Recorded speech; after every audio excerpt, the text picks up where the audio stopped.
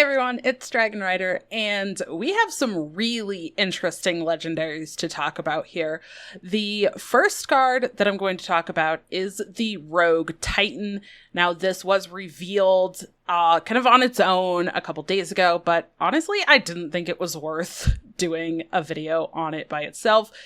It's not that flashy, it doesn't seem super interesting, but these other legendaries that we got today, I think are pretty interesting. So let's take a look at this Titan first. All right, so like I mentioned already, this is the Rogue Titan. It is a mech. It is like a Voltron type mech here. Basically Voltron Prime, 6 mana, 3/5 mech. It is a Titan. And it says this minion's abilities repeat on another random friendly minion. So you do have to have another minion on the board for this to repeat those abilities. But the abilities are attach the cannons, gain +2/+1, deal 4 damage to a random enemy. Or you can pick maximize defenses, gain +3 health, and can't be targeted by spells or hero powers. Or you can go with full power, gain +1/+2, draw a card.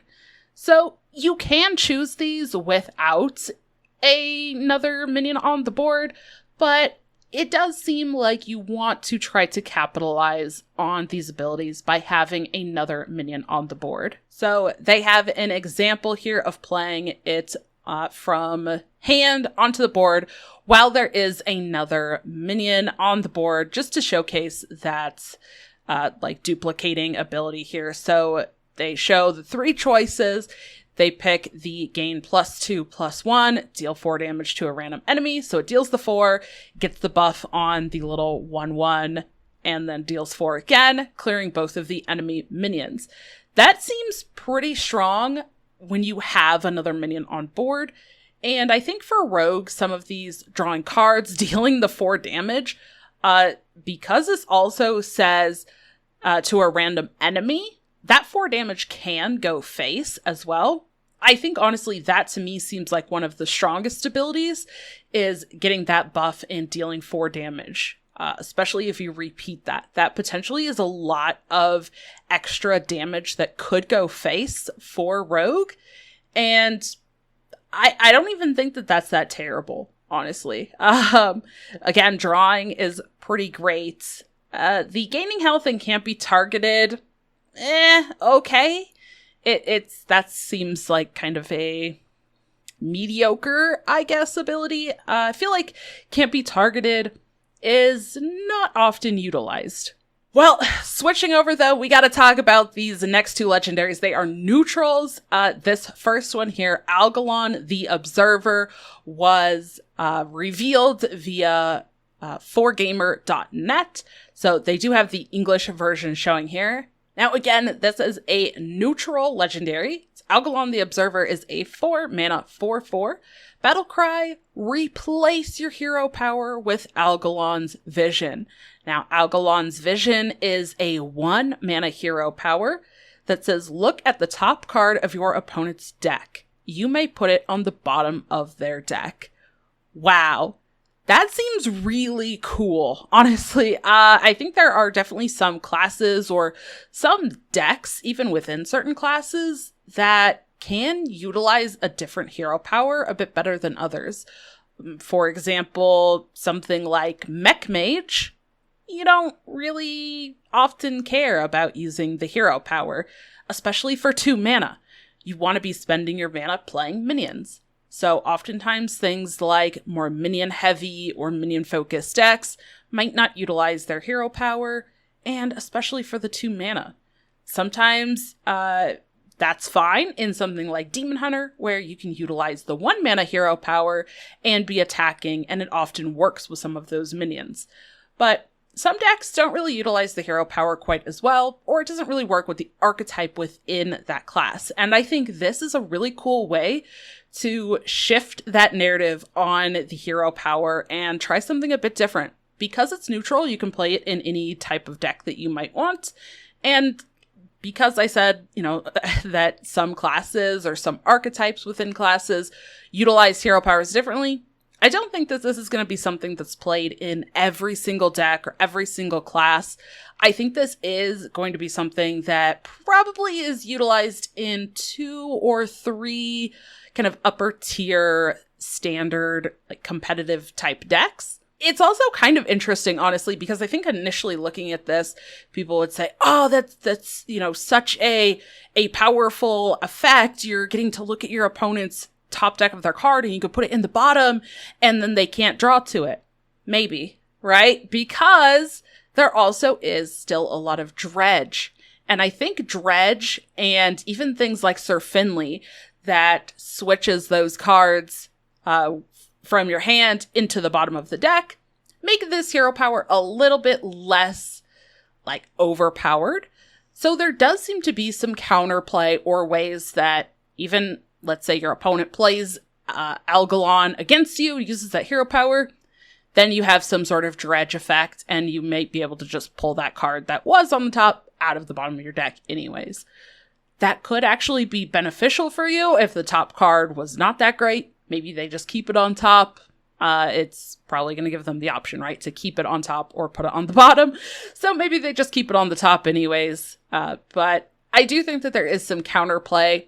And I don't think that this is going to be in every single deck, but I do think it's really cool, the kind of change and variety in how classes and decks could use some different hero powers. So I'm pretty excited to see how people use this one. All right, and this last one here, another legendary neutral.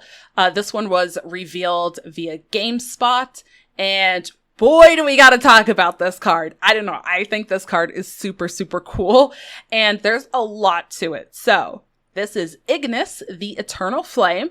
It's a 4 mana, 2 attack, 4 health. Battle cry: if you've forged a card this game, craft a custom weapon. You might remember or not, there is a new keyword called forge in this set. I think we've really only seen 1, maybe 2 forge cards so far. I'm expecting to see more, but forge cards are very similar in terms of putting them over the top of your deck to get the effect, very much like you do with tradable. Put it over the top of your deck, and then the effect happens. Forge cards will get essentially an upgrade and then just return to your hand.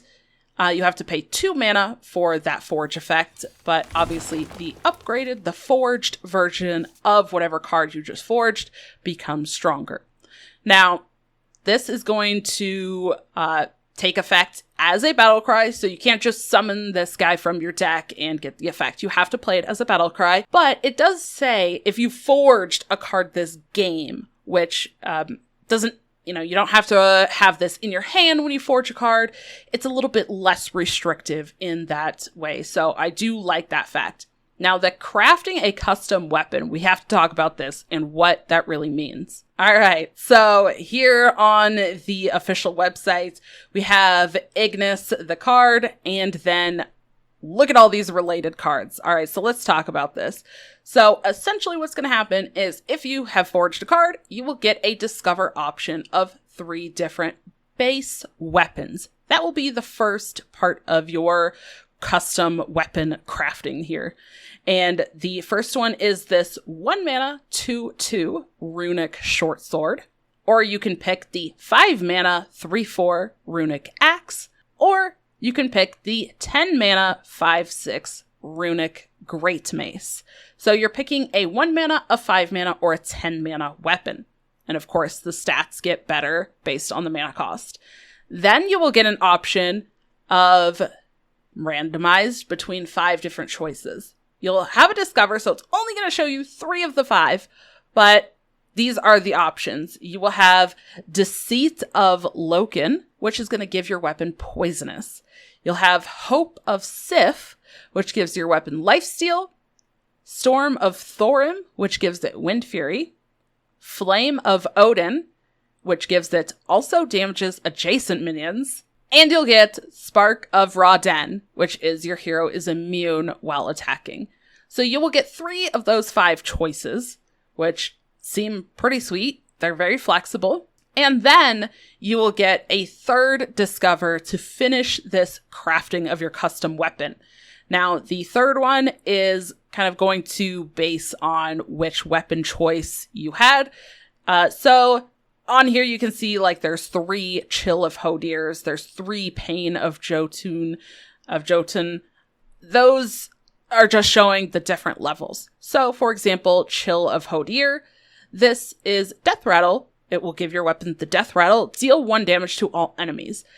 Dealing 1 damage is only if you select the 1 mana weapon as a choice. If you picked the Runic Axe, for example, the 5 mana weapon, and you get the Chill of Hodir, it will show you as Death Rattle, deal 2 damage to all enemies.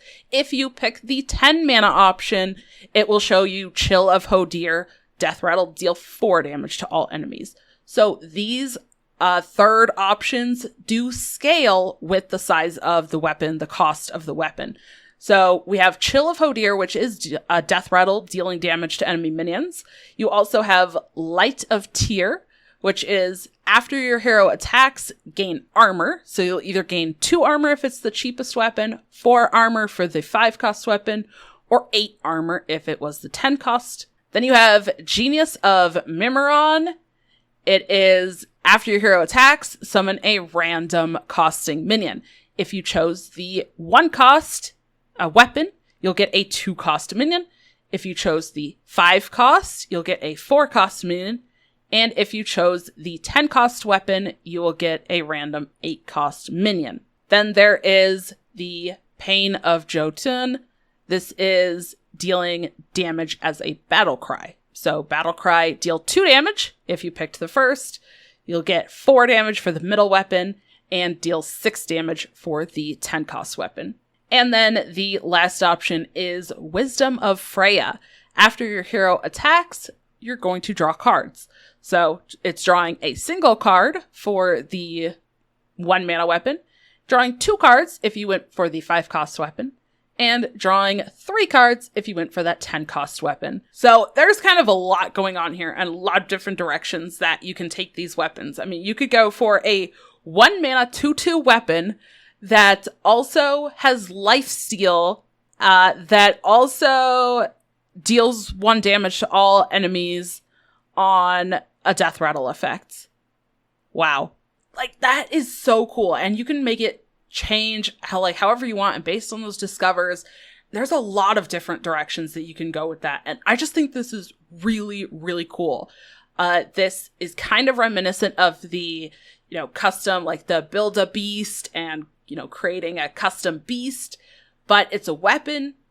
And there's so many options in terms of kind of how you can mix these up and the scaling that goes with it, right? You're not going to get the same effect if you go for the cheap weapon as you do for a high cost weapon. And it's kind of a matter of what deck are you playing this in? What deck are you playing against? What point in the game are you playing this? Are you playing this on curve on turn 4 and you want to pick a 5 cost weapon to play next turn? Or are you playing this late game on turn 9 and you want to pick the 10 cost weapon? Or, are you just picking something cheap that you can play for 1 mana and just play it now with the rest of your mana for this turn? There's just so many different ways that you can go with this that I think this is super, super cool. And even if it doesn't end up being a super competitive card, I want to play this card. This is really, really cool. And again, it's neutral, so you can play it in a bunch of different decks. I love so many things about this card. I am really, really excited about this card. I also think forging as a keyword and mechanic is really cool. And I've been a huge fan of Discover for a long time. So the fact that you get multiple Discover effects and you can really kind of customize this to suit whatever is happening in the game, I think is also going to make this feel a bit different every time you play it, because you can craft and create a weapon that's different every time. So I think this is absolutely, so far, probably one of my favorite cards that we've seen. I am really excited for this one. I want to open this in one of my packs on day one, or I want to get it from like opening the bundle or something. I want this card and I want to play with this. This is super cool. I don't know if you all are as excited for that card as I am, but I think that's super fun. Let me know down in the comments below what you think of these cards. And thank you for tuning in to this video. And if you did happen to miss any of the previous Titan cards from last week, don't forget to check out this video. And as always, thank you so much for watching. I will see you in the next one.